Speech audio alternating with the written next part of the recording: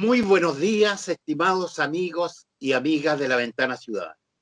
En esta mañana de sábado, y digo esta mañana de sábado porque estamos grabando esta entrevista con Rodrigo Goicolea Martinic. La estamos grabando porque Rodolfo Kohler, el expertísimo colaborador de las comunicaciones de La Ventana Ciudadana, hará un gran trabajo para que ustedes, amigos, de La Ventana Ciudadana en Chile, en América Latina y en el mundo, puedan escuchar esta interesante conversación con Rodrigo Goicolea Martinic, terapeuta ocupacional, director del programa de drogas de la Universidad Central, magíster en drogodependencia de la Universidad de Barcelona y candidato a doctor en salud mental comunitaria en la Universidad Nacional de Lanús, Argentina. Rodrigo, muy buenos días, ¿cómo estás? Gracias, Juan Luis, por la invitación. Estamos bien aquí, sobreviviendo a las circunstancias del COVID-19, de este distanciamiento físico. Este distanciamiento físico que solo tiene que ser físico y no social, porque tenemos que mantenernos en contacto para aprender unos de otros y sobre todo de personas como tú, Rodrigo, que tienes un tema que a nosotros nos llama profundamente la atención y que tiene que ver con la diseminación, esta ampliación de la influencia de la drogadicción y de quienes utilizan esta pandemia de la droga en estos momentos de crisis en el país y en el mundo. Así es, nosotros como país ya veníamos, antes del estallido social y antes de lo que está sucediendo ahora, veníamos con indicadores en la gran mayoría de las drogas muy malos, tanto de prevalencia como de incidencia en población general y en población escolar, veníamos muy mal. Hago la pequeña excepción muy mal en casi todas las drogas porque en tabaco recién nuestro consumo todavía es alto, pero sin embargo las curvas están empezando a descender levemente. Sin embargo, en alcohol somos el país con mayor consumo de alcohol en Latinoamérica, por lo tanto eso ya nos indica ciertos riesgos frente a eventualidades externas como estallido social, como pandemias, como terremotos u otros, donde efectivamente nuestra población lamentablemente se va a aferrar a lo que ya hace y a lo que ya conoce y al comportamiento que tiene. Por lo tanto, nosotros esperamos, todavía no tenemos indicadores serios, pero nosotros esperamos, lamentablemente, que el consumo de alcohol, de tabaco y otras drogas empiecen a subir por este efecto contextual que estamos viviendo. Rodrigo, tú hablas de los niveles que hoy día se acentúan en el tabaco, en el alcohol, pero discúlpame tú, a nosotros y en particular a quien te habla en este minuto, nos preocupa profundamente que este marco social que se genera debido a la pandemia eh, nos pone sobre la vida social, y voy a hablar particularmente de Chile, eh, un cáncer que nos viene afectando hace mucho tiempo, que tiene que ver fundamentalmente con las drogas duras, que tiene que ver con el narcotráfico, que tiene que ver con una situación social de una sensibilidad mayor que permite que se introduzcan los narcotraficantes y que rieguen nuestros barrios populares y también los barrios más pulcros con la influencia de esta droga. Yo tengo la sensación de que este es un triple peligro, esta azonada que podemos ver con la influencia, el crecimiento de la influencia de la drogadicción y del tráfico en este minuto en el país. Cuéntanos los estudios que hay hoy día respecto de este crecimiento. Efectivamente, cuando poblaciones o ciertos sectores, bueno, estamos de acuerdo que el tema del consumo problemático y el consumo de droga es algo transversal, no distingue raza, sexo, edad, condición socioeconómica u otra. Sin embargo, el impacto que eso tiene diferentes análisis y niveles de acuerdo a ciertas situaciones, por ejemplo, socioeconómicas. No es lo mismo una persona que tiene un consumo problemático de sustancia en una comuna más acomodada que una comuna menos acomodada, porque el impacto en los factores determinantes sociales de la salud es totalmente diferente. Por lo tanto, no es azaroso que el narcotraficante o la persona que vende droga esté en ciertos sectores más ubicados que otros. Por lo tanto, donde sí sabemos, donde hay menos políticas sociales, aumenta la probabilidad de que efectivamente se venda y sean capturados pasajes, calles, por personas que se dedican a la venta de droga. Sin embargo, también tenemos que considerar por otro lado que hay personas que van a buscar la droga por diferentes razones, por personas ya que tienen alguna adicción, o sea, efectivamente hay un consumo problemático de la droga, o efectivamente personas que tienen consumos más exploratorios ocasionales. Entonces hay que hacer una distinción ahí. Sin embargo, obviamente es un flagelo que Chile no está exento. Sin embargo, lo que hemos visto ahora, tanta estadística todavía no tenemos, nos falta un poquito más de tiempo para analizar el fenómeno con dato más duro, pero sin embargo lo que uno se puede informar por los medios de comunicación o algunas estadísticas del Ministerio Público o Defensoría es que efectivamente el ingreso de drogas ilegales al país ha disminuido por todos los controles que existen actualmente. Por lo tanto, ha aumentado el precio de la droga ilegal y ha aumentado la violencia en un ejemplo de las quitadas de droga, porque efectivamente hay menos ingreso a las drogas, por lo tanto hay que seguir vendiendo y distribuyendo. No es el caso de las drogas legales, y drogas legales no solamente hablo del tabaco alcohol, sino que son todas las drogas que son administradas por profesionales de la salud, específicamente médicos, específicamente psiquiatras que tienen con los psicotrópicos, que el consumo ya está en unos 186% más, por ejemplo, medicamentos que tienen que ver para la depresión o ansiedad. Por lo tanto, ahí tengo que hacer también una diferencia importante que nuestro país Chile, a diferencia de otros países de Latinoamérica, el consumo de drogas legales bajo recetas médicas ha sido alto en nuestro país y ahora está siendo mucho más alto por ciertas condiciones de padecimiento mental que estamos teniendo que son propias de la pandemia.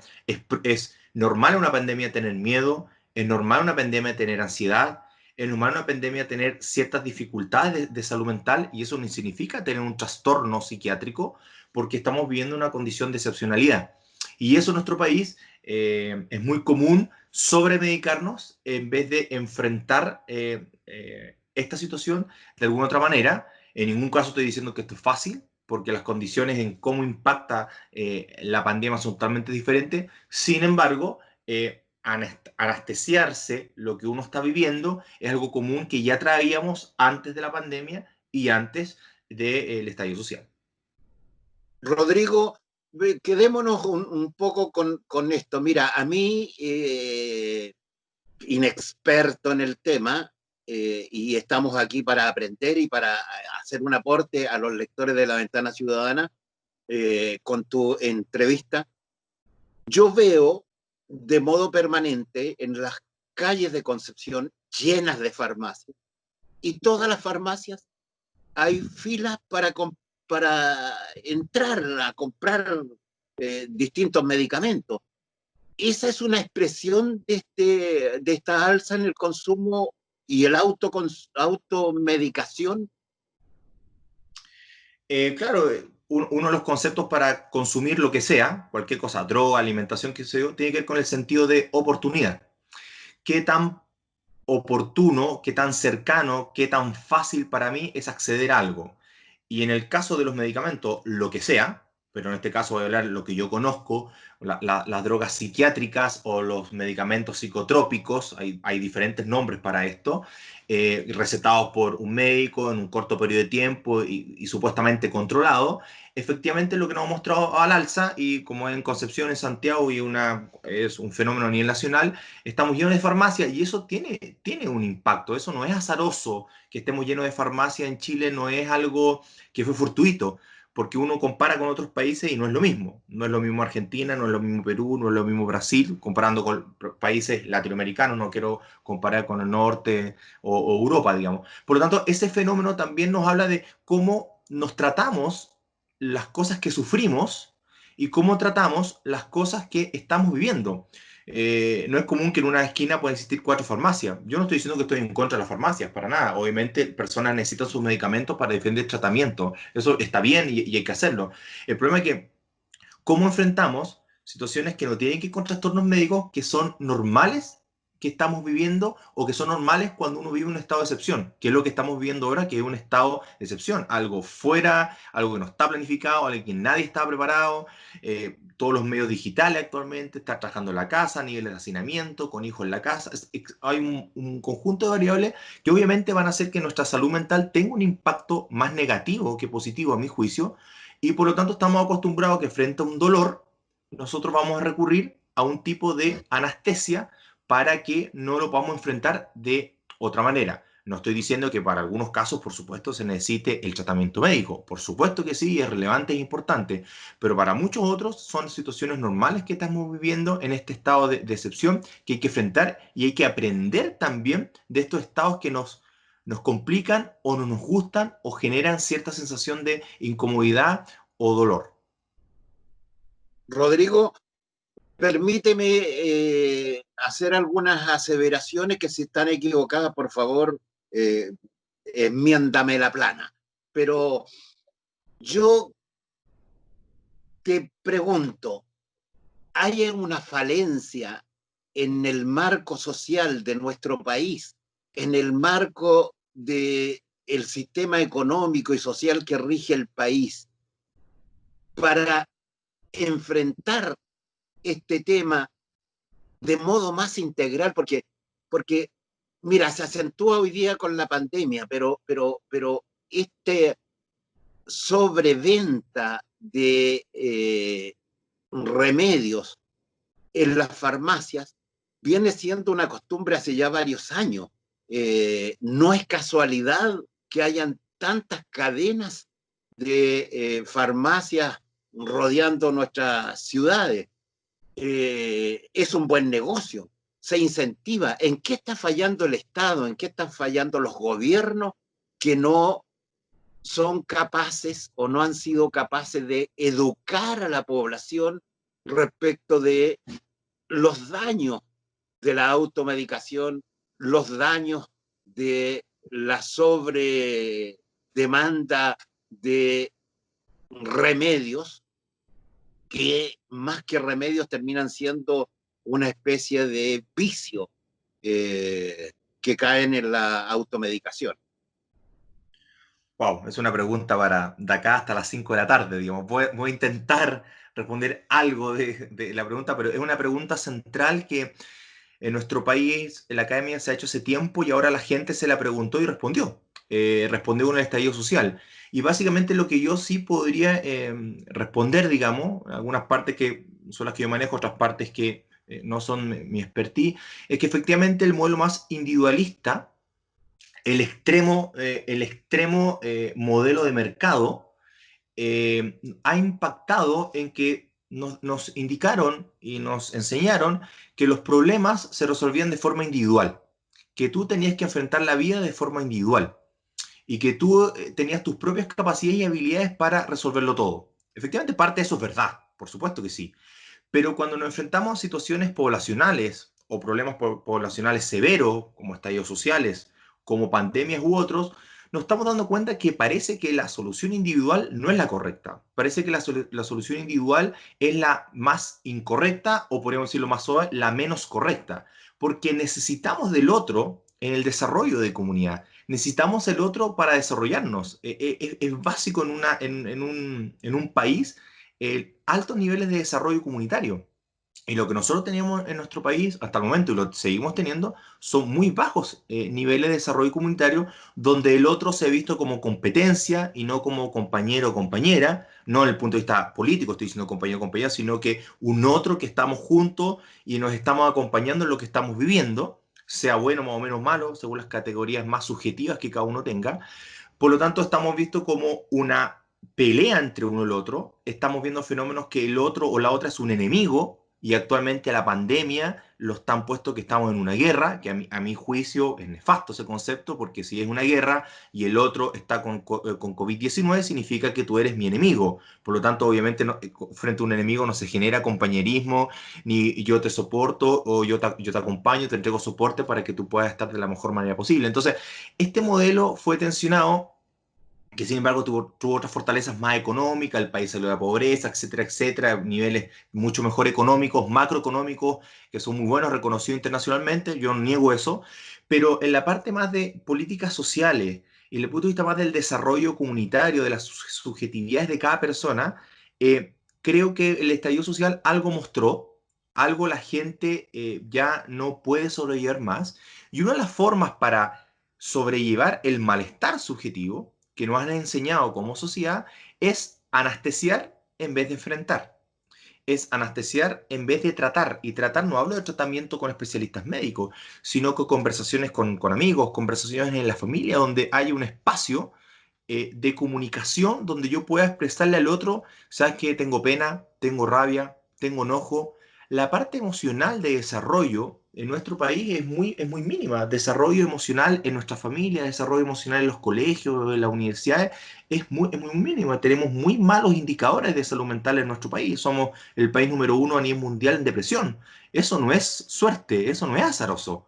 Eso nos indica que hay malestares que el chileno, la chilena está viviendo, que se acostumbró a vivirlo de una manera. ¿Y cuál es la costumbre? Es una de las vías principales, es a través de los medicamentos y no enfrentar las situaciones que estamos viviendo. Y el estallido social, de un punto de vista bien reduccionista, nos mostró algo que parece que las personas quieren tener un modelo diferente de desarrollo como sociedad versus al implantado que tenemos ahora. No estoy diciendo que todo lo que esté malo y hay que hacer una refundación y algo como ave fénix, no, no es eso, pero tomar los elementos que sí nos podrían servir y poner elementos nuevos que la política podría recoger de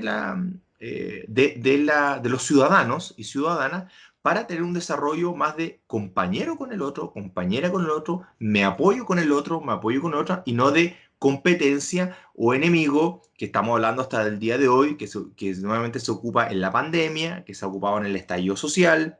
En el estallido social estamos en una guerra, un enemigo fuerte y poderoso. Eso indica algo, esas palabras no son azarosas. La pandemia, estamos en una guerra, eso tampoco es azaroso. Eso indica un modo y variables conceptuales de entender este fenómeno, versus, por ejemplo, o todavía, perdón, estamos hablando de aislamiento social. Y creo que eso también es un pésimo comunicación frente a nosotros, porque yo no quiero aislarme socialmente. Es uno de los peores castigos para la humanidad el aislamiento social. Las condenas más fuertes o más graves que una persona puede sufrir es el aislamiento social, que pasan en varios países, son 40 años o 100 años, 200 años en una celda, 23 horas al día solo y sale una vez al día una hora de patio. Eso es una de las condenas más gravosas que puede tener una persona porque somos seres gregarios, necesitamos el otro. Entonces, eso ha tenido un impacto versus hablar de distanciamiento físico. Podemos tener todo el contacto social con todas las precauciones, pero con distanciamiento físico, con los cuidados, pero la parte social es parte fundamental y necesaria que nosotros necesitamos para desarrollarnos como personas. Absolutamente de acuerdo contigo, Rodrigo. Creo que has dicho cosas muy interesantes, te felicito, pero en tu análisis yo coincido en varias cosas. Yo creo que este sistema en el cual Chile ha entrado ya hace más de 20 años tenía como por objeto en su visión integral anestesiar el desarrollo humano, anestesiar la solidaridad, anestesiar la conciencia social y la conciencia individual de desarrollo. Eh, eh, reblandecer nuestra ética, nuestra moral y buscar las soluciones individuales. Y entre ellas, tener, comillas, remedio para todo en lo individual. Yo creo que esa es una constante en nuestros últimos 20, 25 años. Eh, y por tanto, lo que yo digo, ¿cómo no es posible que expertos en salud no tengan una beta, un área en el desarrollo integral de la salud para el país, para la sociedad, este desarrollo de la salud mental, de el incentivo a enseñar que salud mental tiene que ver con el desarrollo de nuestra ética, de nuestra moral, de nuestras normas de conducta, de aprender a querernos, a desarrollar nuestros entornos sociales, familiares, culturales.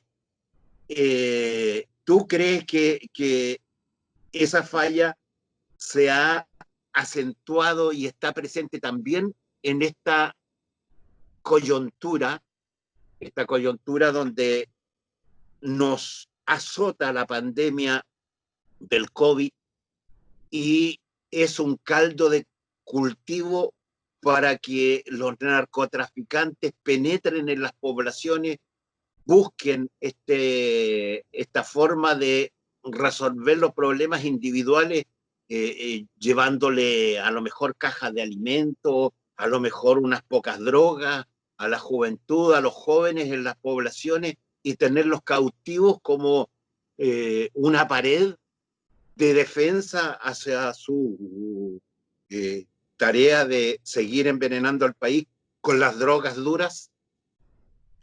O sea, cuando pienso bueno, tu pregunta y tus intervenciones, Juan, pienso que la salud mental es imposible desarrollarla sin un sentido comunitario.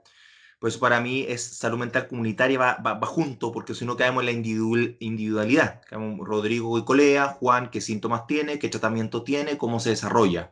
Y el desarrollo de salud mental es comunitaria. A modo general, nuestro país tuvo un Plan Nacional de Salud Mental en el 2000, ahora recién uno nuevo, bastante actualizado, el 2017. Sin embargo, todavía el presupuesto es mínimo, mínimo, casi irrisorio lo que se da a salud mental versus otras patologías, considerando que nuestras prevalencias de patología de salud mental son muy altas, y todavía no tenemos una ley de salud mental que podría exigir y obligar al Estado, ¿no? Bueno, al Estado, preocuparse de esta temática. Por lo tanto, ahí tenemos una tremenda brecha básica estructural. Y por otro lado, cuando tú hablas del narcotráfico y todo el tema delictual, efectivamente, sociedades más fragmentadas, sociedades más divididas en aspectos socioeconómicos, donde los prejuicios y el estigma frente al rico, a la clase media y al pobre, viceversa para los dos lados, obviamente es más fácil que sea capturado por otro tipo de personas que están interesados, como el narcotraficante o cualquier otro comportamiento delictual. Por supuesto que es más fácil cautivar a personas donde, por ejemplo, el Estado no llega o llega deficientemente, como por ejemplo hay ciertos lugares, no quiero decir ningún nombre especial para no estigmatizar, pero hay lugares que yo conozco en Santiago, en Concepción no conozco, pero puede ser que suceda, que efectivamente construyeron poblaciones alejados del conurbano de Santiago para construir viviendas sociales lejos de transporte público, lejos de servicios de salud, lejos de supermercados, lejos de farmacias, o sea, lejos de todos los servicios básicos, y por supuesto es más fácil ser capturado por personas que le pueden resolver el problema en forma instantánea, que son estos grupos más organizados del narcotráfico. Por lo tanto, esta fragmentación social tiene gran impacto, que son políticas públicas tomadas bajo una decisión. O sea, tomar la decisión de construir ciertos barrios alejados, obviamente sé que tiene que ver también porque los terrenos son baratos, sé que hay otras variables que están involucradas, sí, se sabe, pero nos tenemos que hacer claro que esa política planificada tiene efectos. Y tiene efectos que a largo plazo son más negativos que positivos, como los que vivimos en Santiago y en muchos lugares del país, que se construyen los barrios de casas con subsidio, que obviamente son alejados del conurbano, y eso también tiene una fragmentación social de los ricos a un lado, la clase media a otro lado y los pobres a otro lado.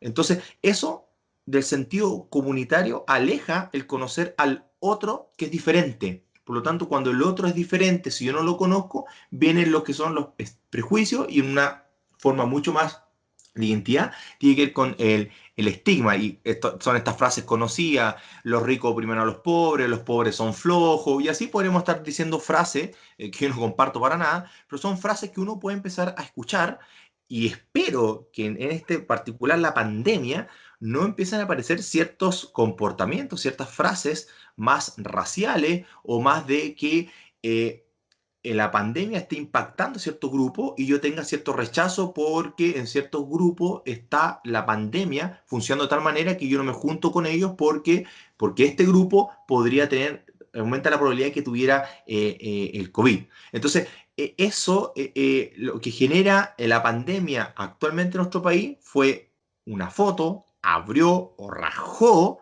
la fractura social que tenía nuestro país y la amplificó. Y se empezó a dar cuenta, como por ejemplo en salud, que la salud pública versus la salud privada en el tema de la pandemia nos está cuestionando decir cuál de los dos sistemas sería más necesario para proteger a la salud del punto de vista de la pandemia. Y nos estamos dando cuenta que los servicios de salud públicos están dando una mejor respuesta porque tienen una función más interconectada, más articulada, y el sistema de salud público le tuvo que pedir al privado apoyo porque ya no está dando abasto. Entonces, esta interacción, nos empezamos a dar cuenta de que cuando el nivel económico o la crisis económica azota un país, el Estado cobra mayor relevancia. Ahora, yo siempre hablo del Estado que igual altamente regulado, o el Estado yo no lo veo como algo neutro, el Estado también tiene intereses políticos particulares, bien regulados,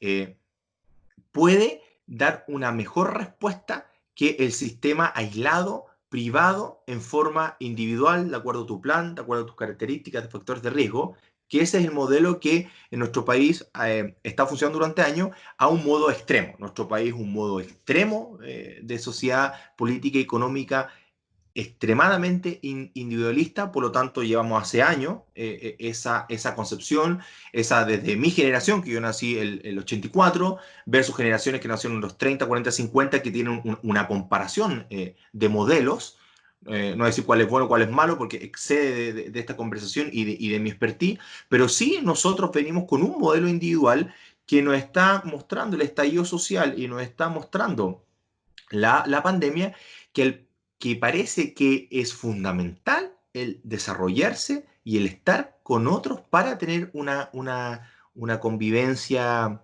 más desarrollada, y por eso hay varios modelos que hablan de salud global, se habla de salud del buen vivir, o sea, conceptos de salud mental comunitaria, que son todos conceptos alejados de la salud individual, donde yo me evalúo y básicamente yo me salvo de acuerdo a lo que mis ingresos tienen y mis redes.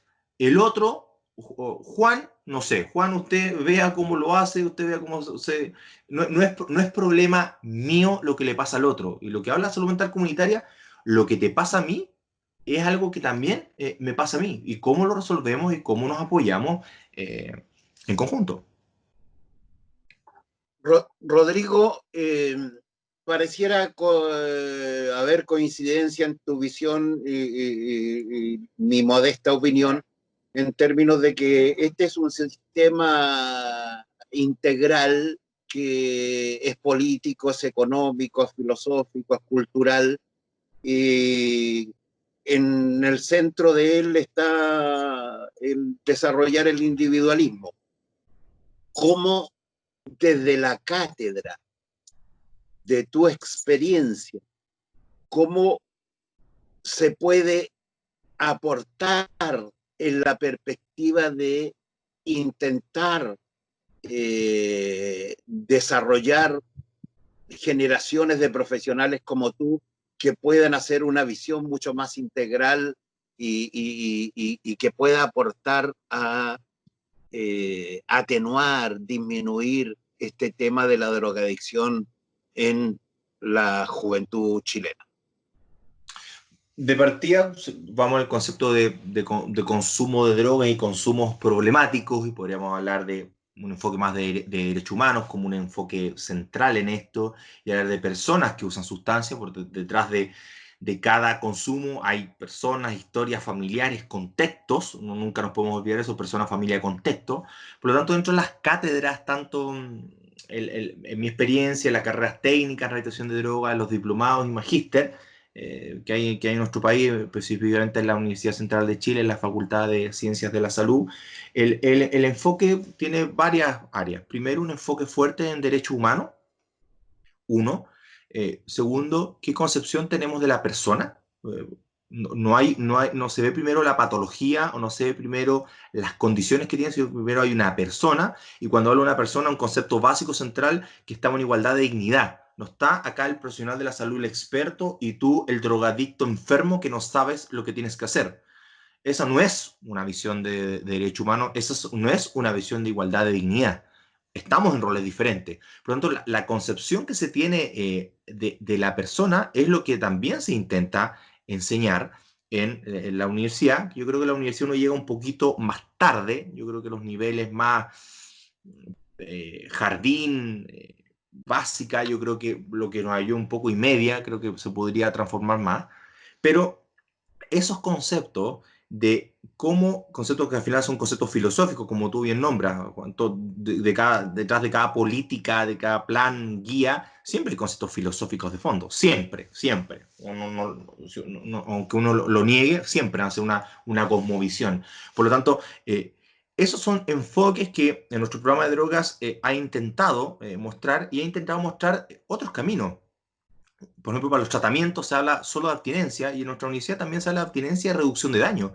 También hoy hay un enfoque de, ok, si no puedes lograr la abstinencia, veamos cómo podemos ir disminuyendo tu consumo, considerando que el otro tiene la capacidad y tiene la posibilidad de tomar la decisión también.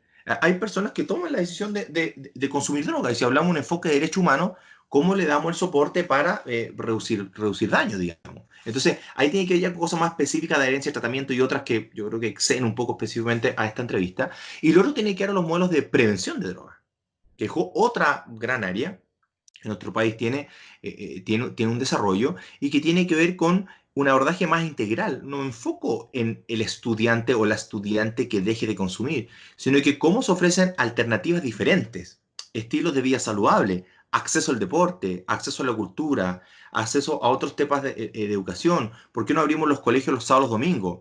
Obviamente no estoy diciendo que el profesor vaya de lunes a domingo, yo no estoy diciendo eso.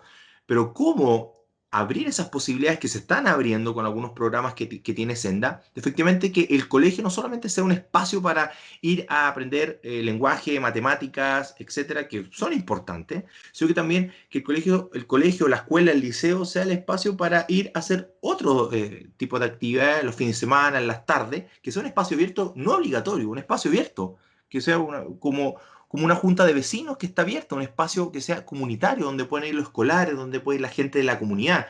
Pero es una visión comunitaria diferente de los espacios de educación formal, que en los colegios están de lunes a viernes, sábado a la mañana alguna actividad, y el resto están cerrados. Y es principalmente para la comunidad escolar. ¿Cómo esos espacios, muchos acondicionados, no digo muy bien acondicionados y de todo, podrían ser espacios comunitarios para desarrollar en beneficio de toda la comunidad que está alrededor del colegio? Rodrigo, es probable que no sea parte de tu formación, pero sí tienes visión, estoy seguro. Tengo la sensación de que hay una inmensa falencia hoy día en las policías chilenas y en los propios, comillas, parlamentarios, y quizás en el propio gobierno de turno, y también en los gobiernos anteriores, porque siento que los narcotraficantes tienen como, a pesar de que las noticias un poco propagandísticas, cuando descubren algunos grupos de narcotráficos y lo dan a conocer, hay una suerte de carta blanca, una suerte de incapacidad para frenar realmente el narcotráfico. ¿Cuál es tu impresión? ¿Hay insuficiencia? ¿Hay un dejar hacer? ¿Hay una incapacidad? ¿Cómo es posible que los narcotraficantes en los velatorios de sus compañeros de ruta eh, disparen, lancen fuegos artificiales, hagan manifestaciones ostentosas de su poder y nadie los enfrente realmente? ¿Qué pasa ahí? ¿Cómo lo ves tú? Sí, yo creo que nada en estos fenómenos sociales tan complejos, nada es como es blanco negro, no es como que se hace todo o no se hace nada. Yo creo que hay varios niveles de análisis de tu pregunta. Uno es cómo uno se informa. Los medios de comunicación también tienen ciertos intereses particulares de comunicar lo que ellos quieren comunicar. Tienen líneas editoriales en que se enfocan. Y ahora estamos todos en el COVID, digamos, y como que si el resto del país no estaría funcionando, como si otras cosas no están pasando. Y así también pasa con el tema delictual. Generalmente nuestras noticias, gran parte de la comunicación tiene que ver con hechos delictuales y eso también tiene una intención detrás, digamos. La editorial no es neutra. Con respecto a lo principal del narcotraficante y un poco la impunidad a lo que tú te puedes referir, efectivamente hay diferentes niveles de acuerdo a las capacidades de las policías. Yo creo que las policías vienen de un desgaste importante desde octubre. Si hablamos de salud mental, nadie se ha preguntado cómo está la salud mental. No solamente estoy hablando a nivel país, pero si hablo de la salud mental, ¿cómo está la salud mental de nuestras policías? Que al final nuestras policías están para un organismo de control Buen que ha punto. tenido ciertas cosas de abuso que se han denunciado, pero también están para proteger al ciudadano, para protegernos al ciudadano. Y ahí hablamos nuevamente de este policía enemigo o este policía que estamos juntos dentro de su rol de protegernos. Entonces ahí también hay una mirada de decir, ¿es el enemigo o no? Yo creo que no es el enemigo. Y como en cualquier rama de cualquier disciplina se cometen abusos, y los que cometen abusos hay que denunciarlos como en cualquier cosa. Pero sin embargo, mi visión de la policía no tiene que ver con el enemigo, sino que estamos para cuidarnos. Y efectivamente, yo creo que la policía, PDI, Carabineros viene con un desgaste importante en la salud mental. Sin embargo, eso no significa que haya carta blanca para los narcotraficantes, pero lo que se ve es que en ciertos barrios, en ciertos lugares, que es lo que nos informa los medios de comunicación, eso no significa que en otros lugares no pase, solamente que los medios de comunicación informan ciertas cosas y otras no, por diferentes motivaciones y razones, que efectivamente podría verse como un descontrol, podría verse como que la ley en algunos lugares se aplica y en otras no, o la ley es más laxa en algunos lugares, otros no. Y también tiene que ver con una relación que se da entre cierta control social y los narcotraficantes también, que se ha descubierto que personal policial algunos han estado capturados por los narcotraficantes, han existido ciertas denuncias sobre mal poder político que al parecer han tenido cierta relación con personas que se dedican a la venta de droga, eh, pero nada de eso con verdad jurídica y hay que ser súper responsable, digamos. Por eso tomo las palabras con bastante delicadeza, no podría decir esta persona fue condenado a 10 años porque se probó que no, sino que han salido los medios de comunicación, que es la información principal que uno puede acceder, digamos, y efectivamente al parecer muestra que podría existir alguna relación entre la política y personas que están más interesadas en la venta de droga y efectivamente eso repercute siempre en condiciones donde las personas están más vulnerables o más expuestas a este tipo de cosas y el narcotráfico trae lo que es la violencia, popularmente balas locas, mucha afectación de inseguridad, hay lugares que la policía no ingresa, si las llaman no van, propio relato de las personas, digamos. Entonces, obviamente, cuando hay un abandono, y eso es parte del Estado no solamente son las políticas sociales, sino que también es el control de cuidarnos, cuando se abandona, es mucho más fácil que otros grupos coapten a ciertas personas con características más vulnerables a través de la violencia o entregar eh, ciertos objetos materiales que se necesitan a cambio de cierta lealtad, digamos, lealtad frente a la violencia u otro. Entonces, Esos son fenómenos que pasan a nivel mundial y lo que sí nos muestran que estos fenómenos disminuyen o aumentan si es que la cohesión social es más fuerte o menos fuerte, o decirlo más débil. Y eso sí se sabe, pero son decisiones que son a nivel de Estado de qué desarrollo queremos para nuestro país. Rodrigo Goicolea Martinic, terapeuta ocupacional, director del programa de drogas de la Universidad Central, un joven comprometido con la sociedad, comprometido con el desarrollo humano, comprometido con esta disciplina que debería preocupar a Chile y al mundo, a los gobiernos, debería preocupar al ser humano, a la humanidad, porque te cuento, Rodrigo, a nosotros nos leen en distintas partes del mundo y yo te quiero invitar a dar un mensaje, cómo avanzar en la perspectiva de ir resolviendo este problema de la drogadicción. ¿Qué puede hacer el ser humano? ¿Qué puede hacer el hombre comprometido con un mundo mejor en la perspectiva de un desarrollo de la cultura, un desarrollo integral del ser humano, que desde las universidades, desde los colegios, desde los distintos ámbitos de la sociedad, entendamos el desarrollo no solo como una herramienta pedagógica, sino también de formación integral del ser humano para ir dejando atrás, ir abriendo cauces para vencer esta otra pandemia de la drogadicción. Wow. Si tuviera la receta, ya hay varias recetas, digamos, pero esto es algo transversal de modelos de Inténtalo, sociedad. inténtalo, tu tesis, ¿Cómo? tu tesis, ¿cómo, qué Sí. hacemos para? Básicamente, comunidades más organizadas y cohesión. ¿Qué significa eso en lo concreto?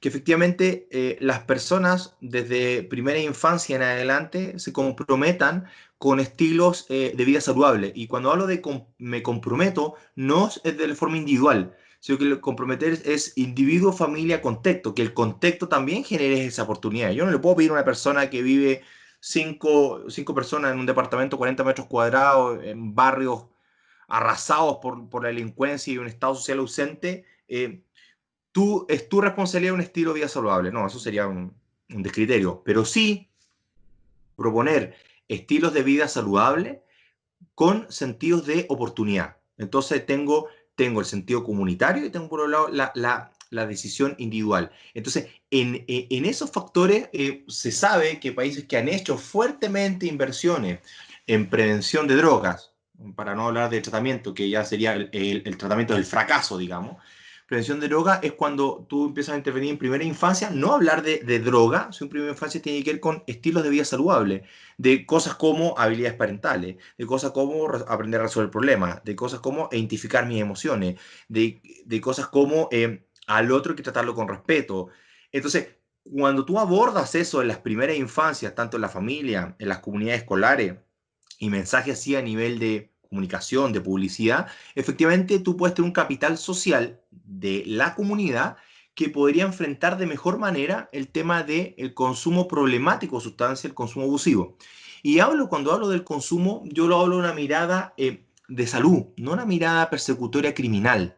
O sea, no es que la persona que consuma tiene que tener una mirada persecutoria y criminal, porque cuando aparece el sistema de justicia, aparece un delincuente y aparece alguien que lo tiene que condenar. Cuando aparece una mirada de salud es qué aspecto le podemos dar a la persona si es que la persona requiere y necesita y quiere tratamiento, le podemos brindar esta ayuda. Entonces, la mirada de salud creo que en esto está un poquito más ausente, sin embargo está, digamos, frente a la mirada de las personas que usan droga y las personas que están en tratamiento y que han tenido un consumo de abuso y dependencia.